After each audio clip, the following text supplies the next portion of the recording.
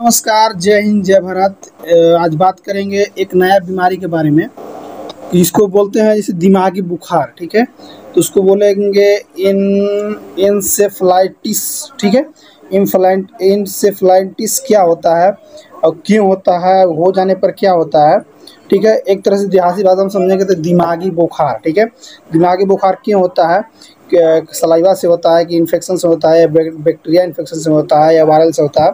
चलिए इसके बारे में जानते हैं। ठीक है, उसका साइन सिम्टम भी क्या होते हैं और उसका बचाव क्या होता है, इसके बारे में टोटल ए से लेकर जेड के बारे में जितना जानकारी उसके बारे में बात करते हैं। ठीक है, तो बात करें कि इन्फ्लाइटिस के बारे में। इंसेफ्लाइटिस क्या होता है। ठीक है, बात करेंगे वायरल इंसेफ्लाइटिस को दिमागी बुखार भी कहा जाता है। ठीक है, इसके कारण ब्रेन में सूजन आ जाती है। क्या होती है, ब्रेन में सूजन आ जाती है, जो कि कई तरह के वायरस के कारण हो सकता है। ठीक है, और कई बार बॉडी के खुद की इम्यूनिटी सिस्टम ब्रेन यूज पर अटैक करने का कारण भी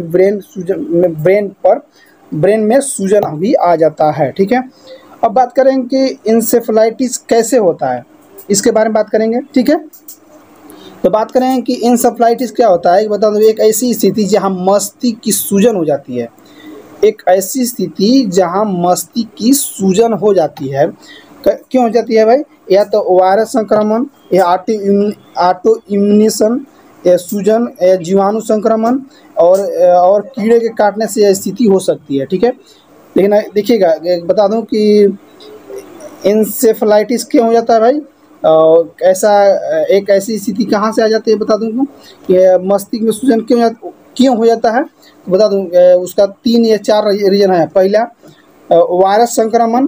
ठीक है, दूसरा होता है ऑटो इम्यून सूजन। ठीक है, तीसरा का जीवाणु संक्रमण, और चौथा होते हैं कीड़े के काटने से यह स्थिति पैदा हो सकती है। ऐसे अवसर होते हैं जब कोई ज्ञात कारण नहीं होता है। इसमें बुखार या सिर दर्द जैसे मामूली फ्लू जैसे लक्षण होते हैं, या खुद को बिना किसी लक्षण के पेश कर सकता है। ठीक है, हो सकता है किसी भी लक्षण के माध्यम से आपको हो सकता है। ये भी बात करेंगे कि जैसे इंसेफ्लाइटिस का सबसे गंभीर लक्षण क्या है, इसके बारे में समझ में आता होगा। क्या है कि दिमाग में भी क्वेश्चन आता होगा कि ये चीज़ बताइए, इंसेफ्लाइटिस हमको हो गया। ठीक है, जैसे गंभीर लक्षण क्या होता है, कारण क्या होता है। ठीक है, तो बता दो कि इंसेफ्लाइटिस आमतौर पर फ्लू जैसे लक्षणों से शुरुआत होता है। फ्लू जैसे लक्षणों से शुरुआत होता है।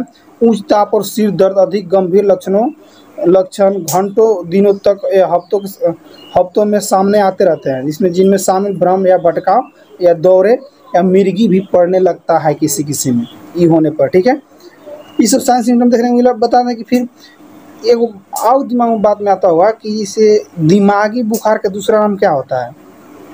ठीक है, तो दिमागी बुखार का दूसरा नाम होता है मस्तिष्क शोथ या मस्तिष्क ज्वर कहते हैं।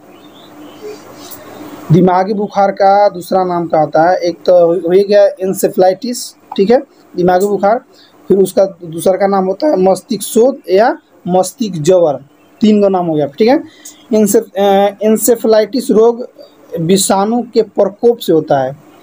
इंसेफ्लाइटिस रोग का होता है मस्तिष्क के विषाणु के प्रकोप से होता है। इसमें मस्तिष्क में अत्यधिक क्या हो जाता है, सूजन होता है। जो ब्रेन होता है, ब्रेन की नसें जो होती है, ब्रेन में स्वेलिंग हो जाता है, इसके कारण होता है। ठीक है, अच्छा ये भी दिमाग में बात आता होगा। इससे मान लें कि दिमागी बुखार है। ठीक है, तो दिमागी बुखार है तो कितने दिन में ठीक होगा हमको, ये भी समझ में आता होगा ना। दिमागी बुखार हो गया तो कितने दिन में ठीक रहता है कि या कितने दिन तक रहता है, दिमागी बुखार कितने दिन तक रहता है। ठीक है, तो बात करें दिमागी बुखार, कुछ मरीज बिना उपचार के कुछ ही हफ्तों में ठीक हो जाते हैं। कोई 100 में से 5% मरीज क्या करते हैं, अपने आप धीरे धीरे इम्यूनिटी पावर जिनका बढ़ने लगता है तो वो अपने आप ठीक हो जाते हैं। ठीक है, और अन्य रोगी जैसे किसी अन्य रोगी की स्थिति गंभीर हो जाती है और उनके लिए एंटीबायोटिक उपचार की तत्काल आवश्यकता होती है। यदि आपको संदेह है या कोई व्यक्ति की दिमागी बुखार से पीड़ित है तो उसको तत्काल उपचार करने के लिए आप अपने फेवरेट डॉक्टर के पास जा सकते हैं। लेकिन कोई भी साइन सिम्टम नज़र आता हो तो आप इस पर नज़रअंदाज नहीं करें। ठीक है, फिर दिक्कत होने लगती है। ठीक है। और इसमें और भी बहुत सारा बात आएगा। इसे बता दूं कि जिससे कि दिमागी बुखार की जांच कैसे होती है, ये भी तो बात समझ में आता होगा ना।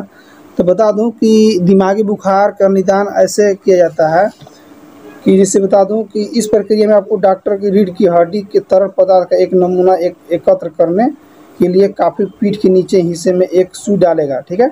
और डॉक्टर संक्रमण के लक्षणों के लिए नमूने का परीक्षण करेगा। कैसे होता है बता दो कि रीढ़ की हड्डी के तरल पदार्थ, रीढ़ की हड्डी जो होता है ना पीछे में बैकबोन के, वहाँ पे एक सुई डालेंगे, वहाँ पे से कुछ चिपचिपा लिक्विड जैसा वहाँ से निकलता है, ठीक है।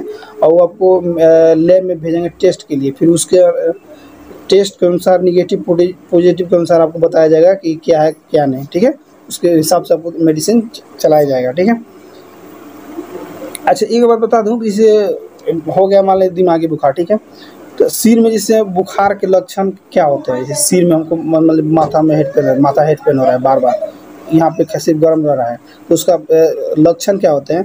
पहले बता दूं कि बुखार महसूस होना, माथे के पास गर्म लगना, इधर हीट रहेगा, सिर दर्द और चक्कर आना, सिर दर्द करेगा चक्कर भी आएगा, गला सूखना, और बहुत ज़्यादा थकान महसूस होना, बहुत ज़्यादा सिर में भारीपन होना, सिर में दर्द होना, पसीना अधिक आना, और फिर माथा इसी से हिलाइएगा तो लगेगा कि कुछ हिल रहा है, इसी से कीजिएगा तो ऐसा लगता है, साइन सिम्टम देखने को मिलता है, ठीक है। अच्छा बता दें कि अगर मान लीजिए दिमागी बुखार हो गया तो उसका इलाज भी तो है। हाँ बता दूं कि दिमागी बुखार के दौरान होने वाली सूजन आमतौर पर सिर दर्द, बुखार और गर्दन में अकड़न ऐसे लक्षणों को बढ़ा देती है, ठीक है। दिमागी बुखार के कुछ मरीज बिना उपचार के कुछ हफ्तों में ठीक हो जाते हैं। अन्य रोगियों की स्थिति गंभीर हो जाती है और उनके लिए एंटीबायोटिक उपचार की तत्काल आवश्यकता पड़ती है, ठीक है।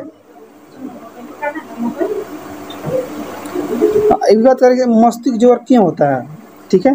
मस्तिष्क ज्वर क्यों होता है या इंसेफ्लाइटिस क्यों होता है, ठीक है। इसके बाद बात करते हैं। बता दूं कि मस्तिष्क ज्वर मेनिंजाइटिस एक बहुत ही खतरनाक रोग है, बहुत ही खतरनाक भयंकर रोग है, जो कि नाइसीरिया मेनिंजाइटिस मेनिनगोकॉल नामक जीवाणु के शरीर में प्रवेश पाने और पनपने के कारण होता है, ठीक है। मस्तिष्क और रीढ़ की हड्डी में रहने वाले नाड़ियों की झिल्ली पर सूजन आ जाती है, जो पूरे वर्ष होते रहता है, ठीक है। तो दोस्तों वीडियो बनाने का मकसद यह था कि इसका एन्फ्लाइजाइटिस क्या होता है, उसका हिंदी क्या होता है, इसको कैसे फैलता है, क्या होता है, और इससे बीमारी हो जाने पर किसी किसी की मृत्यु भी हो जाती है। अगर ये सब बीमारी साइन सिम्टम नज़र आते हैं तो आप ज़रूर एक बार डॉक्टर से संपर्क करें, ठीक है। दोस्तों अगर आप मेरे चैनल पर नए हैं तो मेरे चैनल को सब्सक्राइब कीजिएगा, वीडियो को लाइक कीजिए, सपोर्ट कीजिएगा। तो मिलते हैं नेक्स्ट वीडियो में। थैंक यू, बाय, जय हिंद, जय भारत।